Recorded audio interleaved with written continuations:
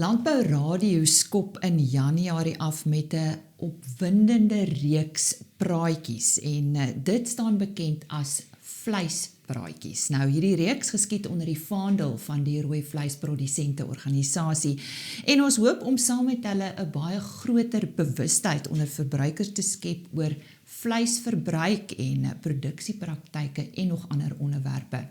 Dr. Frikkie Marie van die RPO sluit vandag by ons aan om ons hiervan te vertel. Baie opwindend, Frikkie. Ons sien vreeslik uit saam met julle. Waarom is hierdie vir julle belangrik en wat wil julle daarmee bereik? Lisa, ek dink as jy vinnig daarna kyk, twee hoofdoele. Die een is die bemarking van die produk wat ons produsente as 'n lewendige dier aan die begin produseer en dan op die rak as vleis eindig, soos algemene bemarking. En die tweede ding gaan oor verbruikersopvoeding, om vir hulle te verduidelik waar die snitte vandaan kom, wat jy met verskillende goed doen. En ek dink dan 'n derde ding waaroor ons praat en wat baie nou daarbey aansluit, is om bietjie 'n storie hier aan te heg. Nie net oor die produk nie, maar ook die mense agter die produk. En so basies 'n geheelbeeld te gee oor die vleiswaardeketting, wat nie net verbruikers opvoed nie, maar ook die regte beeld daarby te stel oor hoe dit vervaardig word, waar dit vandaan kom ensovoorts.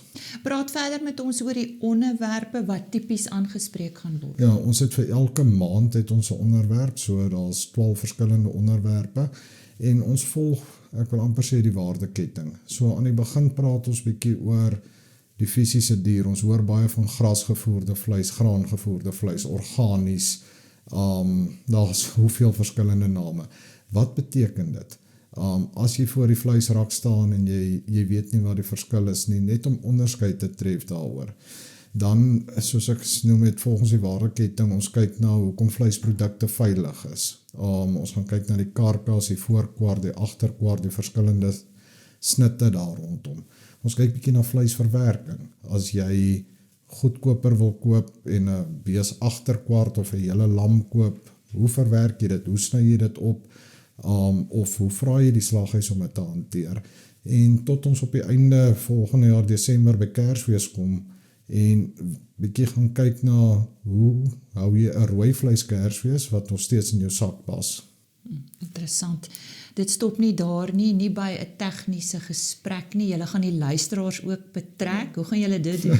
Ek dink dit is eintlik waar die gesprek begin het, om die luisteraars te betrek. So, en dit sluit aan by die storie oor rooi vleis. So die plan is om, kom ons sê aan die begin van die maand, die tegniese praatjie te doen, en dan nooi ons die luisteraars uit om in te bel met 'n resep. So ons kies dan een van hierdie resepte wat die luisteraar dan self op die volgende program 2 weke later gaan uitsaai, en ons gaan dit dan ook op ander platforms sit, saam met 'n foto, en ons hoop om produsente te kry om hierdie rooi vleisresepte te deel.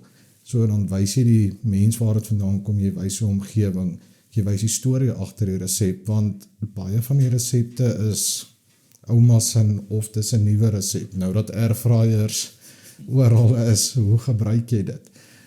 So ek dink dit is die lekker aspek van hierdie praatjies om die verbruiker, die produsent nader aan die verbruiker te bring, sodat ons mekaar verstaan.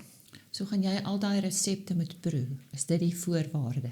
Ja, ek dink ons moet op die ou end moet ons hulle almal nooi, laat hulle dit hier vir ons kom maak, en dan kan ons proe. Kyk watter een is die lekkerste. Volgens Dr. Frikkie Marie van die RPO, wat vandag met ons gesels het oor 'n opwindende reeks gesprekke wat op Landbou Radio uitgesaai gaan word, en dit gaan bekend staan as vleispraatjies. Soos hy gesê het, dit begin in Januarie. Dis 12 praatjies vir die 12 maande, en onthou om uit te luister vir daardie praatjies, vleispraatjies.